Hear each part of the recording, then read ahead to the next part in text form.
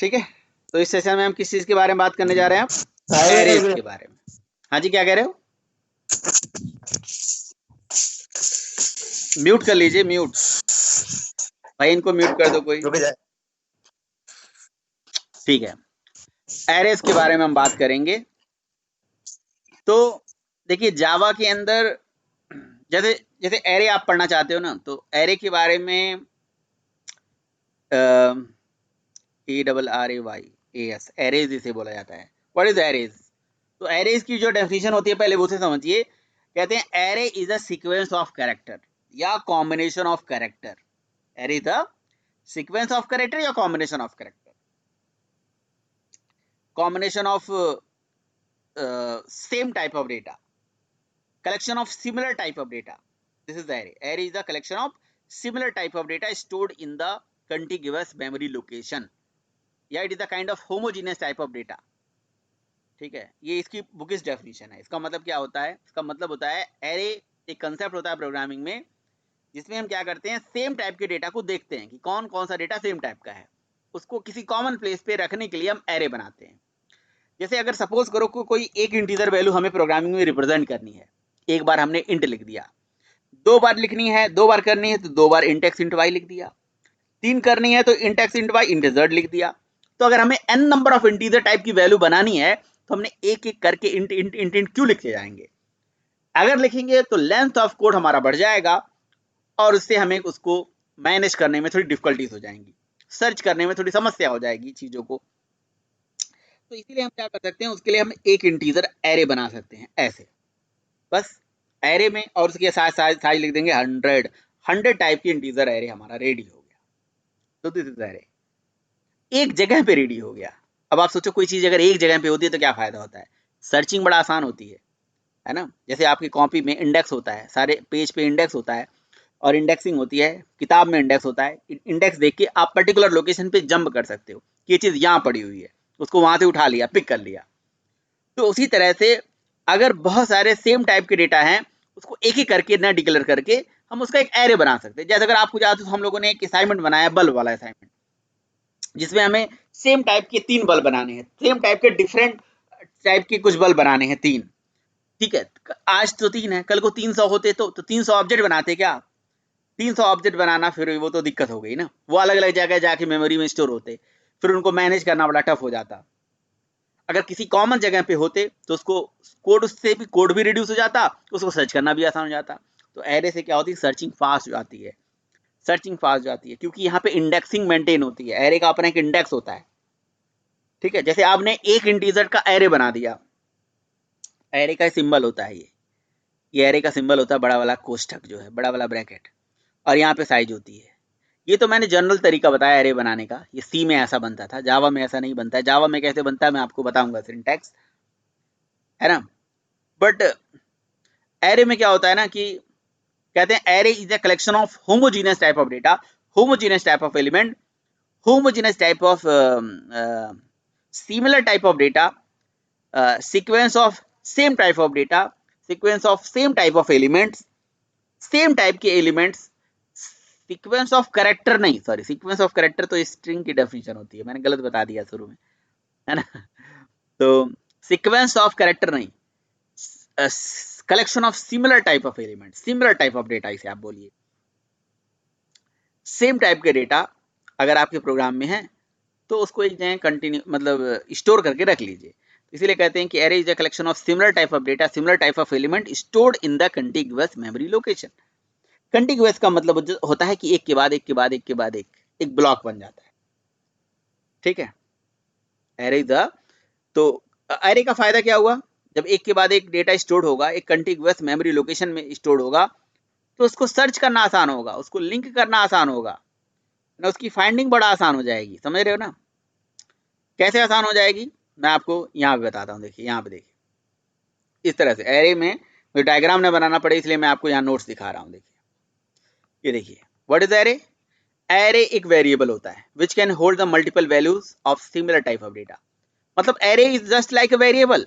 जैसे integer variable आप बनाते हो, लिखते हो इंट एक्स, तो वो एक वेरिएबल होता है। लेकिन एरे वेरिएबल के साथ ये क्वालिटी होती है भाई, एरे के साथ ये क्वालिटी होती है कि एक बार इंट नहीं लिखना है, है ना। तो फिर से समझिएगा, मैं फिर से बता रहा हूँ, एक इंटीजर को रिप्रेजेंट करना है तो एक बार इंट लिखोगे, अगर आपको एक स्टूडेंट को रिप्रेजेंट करना है तो एक बार स्टूडेंट ऐसे लिखोगे, लेकिन अगर 100 स्टूडेंट को रिप्रेजेंट करना है तो आप लिख दोगे स्टूडेंट और उसका एरे बना दोगे। ये लीजिए, हो गया, खत्म कहानी। एरे का सिंबल होता है ये। तो इट्स वेरिएबल, सही है, it variable which can hold the multiple values of similar type of data. मतलब देखो, स्टूडेंट टाइप का एरे बनाया तो स्टूडेंट टाइप का ही डेटा रख सकते हो, इंटीजर टाइप का एरे बनाया तो इंटीजर टाइप का ही डेटा रख सकते हो। it is having the same type of data, same type of element. This is the restriction of array, ऐसा बोल सकते हो, array का restriction है। अच्छा, each elements in a differentiated by the number of numbers that is called indexes। मतलब जितने भी नंबर्स, मतलब जो वैल्यूज होते हैं उनको एक नंबर दे दिया जाता है।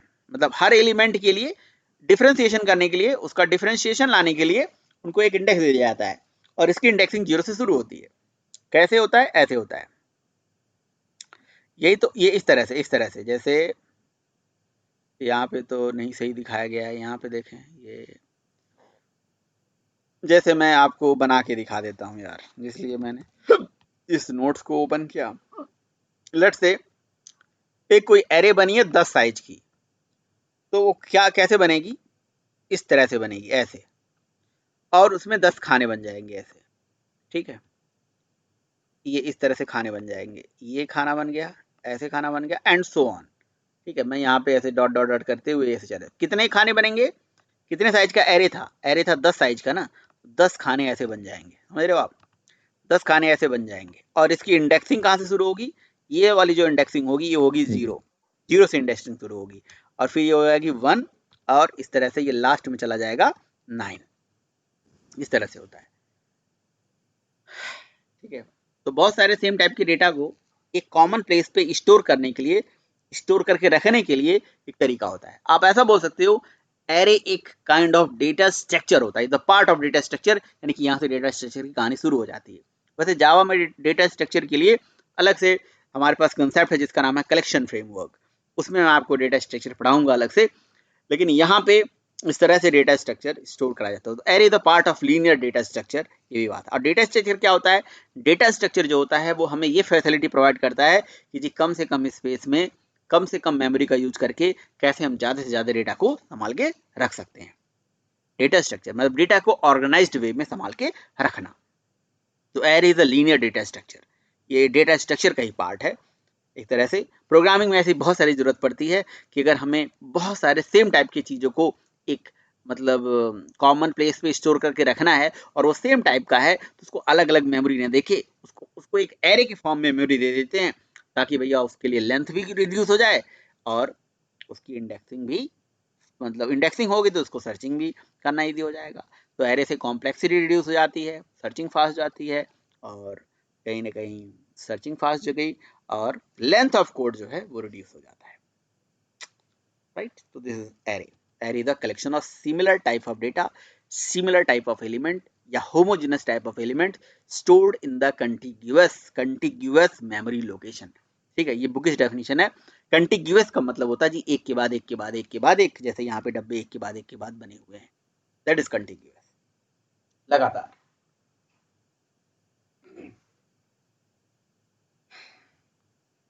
बताइए भाई, क्लियर है या नहीं है? एरे क्यों पढ़ रहे हैं, क्लियर है?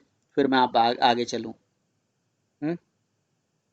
एरे क्यों पढ़ रहे हैं, ये क्लियर है या नहीं है? हम्म, बोलियो भाई, हाँ, ये नहीं क्लियर है। बोलेंगे? ठीक है, चलो अच्छी बात है, समझ में आ रहा है। तो अब देखिए, जावा में एरे जो होता है, सी में जो एरे होता है उसमें एक डिफरेंशिएशन होता है। सी में एरे स्टैटिक होता था, जावा में एरे डायनेमिक होता है, ठीक है। जावा में एरे डायनेमिकली ऑब्जेक्ट से रिप्रेजेंट होता है। जावा में अब मतलब कहीं ना कहीं आप जावा पढ़ रहे हो, अभी तक ऊप्स वगैरह और सारा चीज़ पढ़ रहे थे, पैकेज पढ़ा, एक्सेस रूल पढ़ा, स्ट्रिंग पढ़ रहे हैं, आगे चल के जो भी टॉपिक पढ़ोगे सब जावा के टॉपिक हैं। तो जावा में जितने भी टॉपिक हैं आगे लेवल पे जो भी पढ़ोगे, सब कोशिश करेंगे कि हम अपने आप को ऑब्जेक्ट के फॉर्म में रिप्रेजेंट करने की कोशिश करें। तो array is object, string is object, thread is object, सब कुछ ऑब्जेक्ट। जावा में ज़्यादातर चीज़ें प्रिमिटिव को छोड़ के सब कुछ ऑब्जेक्ट ही होता है। तो एरे इज एन ऑब्जेक्ट, ठीक है। Array is represented by an object, और ऑब्जेक्ट उसी को होती है, किसी क्लास होती है। बट जावा में एरे नाम की, एरे को रिप्रेजेंट करने के लिए एरे नाम की कोई क्लास है तो जरूर, बट वो एरे क्लास अलग है जो यूटिल पैकेज में है, और ये एरे कंसेप्ट का नाम है। Array is just a concept जो कहता है कि सेम टाइप की डेटा को कैसे संभाल के रखें। तो एरे का जो मतलब सिक्वेंशियल मेमोरी एलोकेशन है वो इस तरह से है, जैसे मान लो आपने 4 टाइप का इंटीजर टाइप का एरे बनाया, जैसे 4 बार इंट इंट इंट जैसे डब्बे बन जाएंगे, ठीक, उसी तरह से। तो इसकी मेमोरी कैसे एलोकेट करी जाती है, तो इसे ऑब्जेक्ट से रिप्रेजेंट करा जाता है ना, इसका ऑब्जेक्ट न्यू से बनता है ना।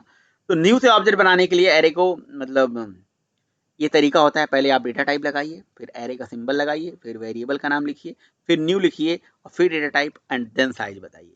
मतलब अगर उस तरह से करोगे जैसे सी में करते थे तो यहाँ एरर आ जाएगा बिल्कुल। जावा में एरे ऑब्जेक्ट से रिप्रेजेंट होता है, न्यू कीवर्ड से रिप्रेजेंट होता है, सी में स्टैटिकली रिप्रेजेंट होता था। बाकी कंसेप्ट वही होगा, सिंगल डायमेंशनल, मल्टी डायमेंशनल, इस तरह से वो सारे कंसेप्ट वही होंगे, लेकिन जो ऑब्जेक्ट बनाने का तरीका है बस वही बदल जाएगा और कुछ भी नहीं बदलेगा। अगर किसी लैंग्वेज में आपने एरे पढ़ रखा है तो वही सेम चीज यहाँ पे भी काम में आ जाएगी। तो ठीक है, एक क्लास बना लेते हैं, टेस्ट बना लेते हैं, नाम कुछ भी दे दीजिए, उसके बाद एक एरे क्रिएट कर लेते हैं। एरे किसी भी टाइप का क्रिएट करो, किसी भी नेम से क्रिएट करो, आपकी इच्छा है ना। तो हम अभी अब स्टूडेंट टाइप का एरे बना लो, स्ट्रिंग टाइप का एरे बना लो, ठीक है। पब्लिक स्टैटिक वाइड मेन हमने बना दिया, और उसके बाद हमने यहाँ पे भाई public static void main, then हमने ले लिया एक इंट एक्स करके हमने एक एरे बना लिया, ठीक है। अब जरा आप देखिए टेस्ट डॉट, देखिए मैं थोड़ा सा इस चीज़ को थोड़ा जल्दी बता रहा हूँ, है ना, बहुत फास्ट मैं समझा रहा हूँ सारी चीज़ों को, तो क्योंकि हमें पता है कि ये सारी चीज़ें मतलब ज़रूरी हैं, लेकिन जो मैं बता रहा हूँ मुझे ऐसा लग रहा है कि आपको समझ में आ रहा होगा, नहीं आ रहा है तो मुझसे आप ज़रूर पूछ सकते हो, ठीक है। तो जावा सी टेस्ट डॉट जावा, तो ये कोड कंपाइल हो गया, है ना। लेकिन मैं ये एरे तो ऐसे ब्लैंक मैंने बना रखा है, इसका कोई यूज नहीं है हमारे लिए। यहाँ साइज दे दूंगा तो एरर पक्का आ जाना है, देखिए एरर आ गया, क्यों, क्योंकि इस तरह से वैलिड ही नहीं है। ये जो आपने बनाया था ये ब्लैंक एरे था, ठीक है, उस तरह से वैलिड है। तो फिर एरे को बनाए कैसे, आप यहाँ डेटा टाइप लगाओ, मैं इंट लगा रहा हूँ अभी, बाद में कुछ और भी लगाऊंगा। तो इंट एक्स उसके बाद is equal to new, new लिखने के बाद और फिर इंट लिखना है, और जो जो डेटा टाइप वहाँ है यानी कि लेफ्ट साइड में इंट, यहाँ तो यहाँ पे भी इंट, और फिर उसके बाद यहाँ पे साइज देना जरूरी है। साइज आप फिक्स भी कर सकते हो, यूजर से भी ले सकते हो, तो मैं फिक्स कर देता हूँ 10। इस तरह से एरे हमारा क्रिएट हो गया, ऑब्जेक्ट से मतलब ये रिप्रेजेंट होता है, ठीक है, इस तरह से। इस लाइन को समझना बहुत इंपॉर्टेंट है अपने आप में, क्यों, क्योंकि न्यू के बाद लिखा जाता है क्लास का नाम, यहाँ पे न्यू के बाद क्लास का नाम नहीं लिखा हुआ है, न्यू के बाद लिखा है इंट। तो अब इंट यहाँ पे जब ऑब्जेक्ट बन रहा है तो किसी क्लास का बन रहा होगा, तो कौन सी क्लास होगी, जावा में एक्चुअली एक प्रॉक्सी क्लास का कंसेप्ट होता है। प्रॉक्सी क्लास जो होती है रन टाइम पे आती है, वो रन टाइम पे डिस्ट्रॉय हो जाती है, वो खत्म हो जाती है, वो दिखती नहीं है आपके लिए। तो जावा के क्रिएटर उन्होंने क्या करा, एक एरे को रिप्रेजेंट कराने के लिए प्रॉक्सी क्लास का सहारा लिया, और उसका ऑब्जेक्ट क्रिएट करते हैं, और उसके सामने जो इंट लिखा है वो उस ऑब्जेक्ट का टाइप बता रहा है कि भैया उस जो भी वो क्लास का ऑब्जेक्ट बनेगा, है ना। प्रॉक्सी क्लास क्या होती है ये आप मतलब नेक्स्ट क्लास में हम आपको और डिटेल में समझाएंगे। वैसे ये रन टाइम पे आती है यार, मतलब कोई ऐसी फेक क्लास, फर्जी क्लास जो पता नहीं कहाँ से आती है, उसी उसका ऑब्जेक्ट बनता है। आपको इंट का ऑब्जेक्ट बन रहा है तो इंट तो एक डेटा टाइप है, उसका ऑब्जेक्ट कैसे बन जाएगा, ठीक है। तो आप बोलोगे इंट के लिए इंटीजर क्लास का ऑब्जेक्ट बनेगा, तो एक काम करो, आप रेफरेंस वेरिएबल को प्रिंट कर दो, ये ऑब्जेक्ट बनी, ये उसकी रेफरेंस आईडी इस वेरिएबल में आ चुकी होगी। रेफरेंस वेरिएबल प्रिंट करो, क्लास का नाम @हैश कोड प्रिंट करके दिखा देगा। अब जब यहाँ पे आप class name @hash code print करके देखोगे तो यहाँ पे आपको जो रेफरेंस आईडी आएगी ना, वो आपको बड़ा अजीब लिखेगी, है ना। ये क्लास का नाम है बड़ा वाला ब्रैकेट और आई, और इस नाम की कोई क्लास तो होती नहीं जावा में, तो इसीलिए मैंने बोला प्रॉक्सी क्लास होती है, ठीक है। तो तो ये जो रेफरेंस आईडी आई है वो मतलब उस प्रॉक्सी क्लास का ऑब्जेक्ट बनाया गया, ठीक है, क्योंकि हम अगर थोड़ी देर के लिए उसे भूल जाएं, छोड़ो छोड़ो जाने दो, तो इस तरह से एरे बनता है, छोड़ो जाने दो, अभी आप ज़्यादा दिमाग पे प्रेशर ना देना, अगर नहीं एरे बन गया। अब एरे में ऐसा नहीं है कि यहाँ साइज नहीं दिया तब भी चल जाएगा, ये एरर आ जाएगा, सिंटैक्स है भाई, ठीक है। इसको 2 स्टेप का प्रोसेस भी करा जा सकता है, कैसे, आप यहाँ पे लिख दो इंटेक्स, और फिर उसके बाद यहाँ पे लिख दो एक्स इज इक्वल टू ऐसे, तो ये भी वैलिड है, दिस इज ऑल्सो वैलिड, ये भी वैलिड है, ठीक है। और इंट के जगह पे बाइट, शॉर्ट, इंट, फ्लोट, कैर, डबल, बुलियन कुछ भी रख दो। एरे बनाने से फायदा क्या हुआ भाई, एरे बनाने से फायदा हो गया कि इतने साइज का एक स्पेस रिजर्व हो चुका है, ऐसे डब्बा बन चुका है, कहाँ पे, कहाँ पे, हीप मेमोरी एरिया के अंदर, हीप मेमोरी एरिया में डब्बा बन चुका है ऐसे। कितने डब्बे बन चुके हैं, एक डब्बे के अंदर से 10 डब्बे बन चुके हैं, 0 से लेकर 9 तक। अब क्लियर, कोई दिक्कत हो तो बता दीजिए अभी तुरंत फटाफट। बताइए भाई। हम्म सर एक एरे मतलब एक डब्बा होता है ना। एक एरे मतलब एक डब्बा, उस डब्बे के अंदर 10 सब डब्बे, एक डब्बे में 10 खाना, खंड डब्बा, खाने वाला डब्बा, समझ रहे हो ना, जिसमें खाना रखते हैं, बड़ा वाला लंच बॉक्स। सर यहाँ पे तो एक ही है ना ये डब्बा तो। है डब्बा एक है भाई, लंच बॉक्स एक होता है 10 होता है, आप बताओ। लंच बॉक्स अगर मैं लेके जा रहा हूँ, खाना लेके जा रहा हूँ, जैसे मैं लंच बॉक्स लेके जाता हूँ, उसमें 3 डब्बे बने हुए हैं, एक एक लंच बॉक्स में 3 डब्बे बने हुए हैं। तो एक लंच बॉक्स मतलब एक ऑब्जेक्ट बनाया गया है ना, एक ऑब्जेक्ट बना मेमोरी हीप मेमोरी एरिया में, और उसके अंदर 9 डब्बे, 0 से लेके 10 डब्बे, 0 से लेके 9 यानी 10 डब्बे बन गए, सब डब्बे। भाई सिंपल सा मतलब है यार, इसी तरह से 10 खाना बना लो यार। जैसे एक इंट ये 4 खाना लिखा हुआ है, एक डब्बे में से 4 खाना बना लो, ये 4 खाना है ना, 4 से जगह पे 10 बना लो। अभी नहीं समझ में आया? Yes sir. सर आपने 10 लिखा है इसलिए इतने डब्बे बनेंगे नो। हाँ 10 लिखा है इसलिए, बिल्कुल सही कह रहे हो। अब आप अगर 4 लिखूंगा तो 4 ही बनेंगे, लो 4 लिख दिया मैंने। ठीक है। Okay sir.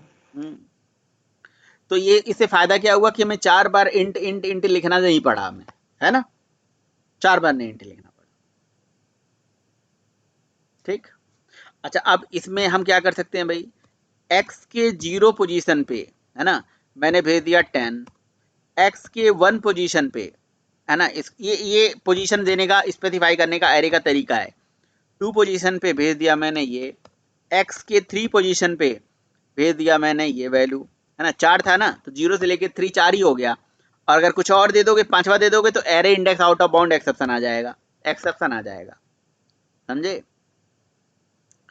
तो अब इसके बाद यहाँ पे एक्स का जो 3 पोजीशन की वैल्यू है प्रिंट कर लीजिए। तो मेमोरी एरिया में 4 डब्बे बनेंगे, जो अभी आपने देखा, और उस डब्बे में इस तरह से वैल्यू चली जाएगी। ये लीजिए, ये 4 डब्बे बन चुके हैं।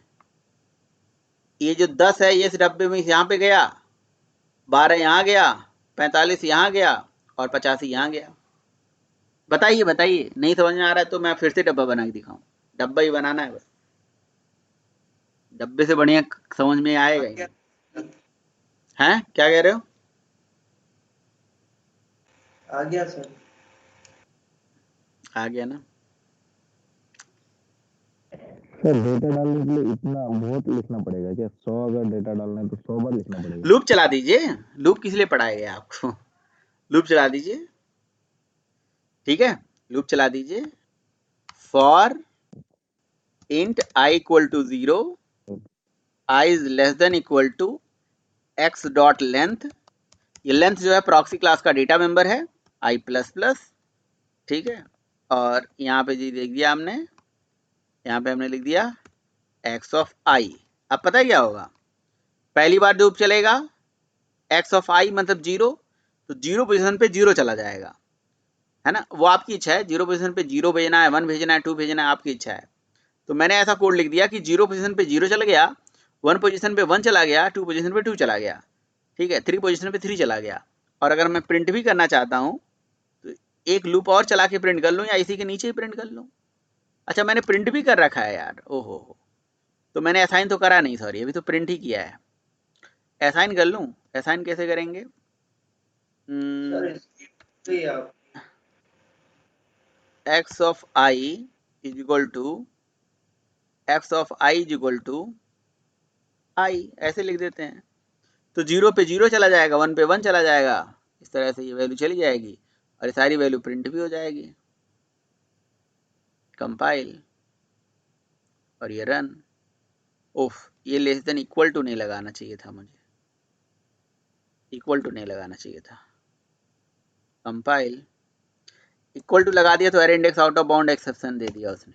ये देखिए, 0 पे 0, 1 पे 1, 2 पे 2, जो वैल्यू चली गई प्रिंट हो गया। तो लूप चला के वैल्यू इंसर्ट कर दीजिए, फिर से लूप से निकाल लीजिए वैल्यू, समझ रहे हो? ये लीजिए,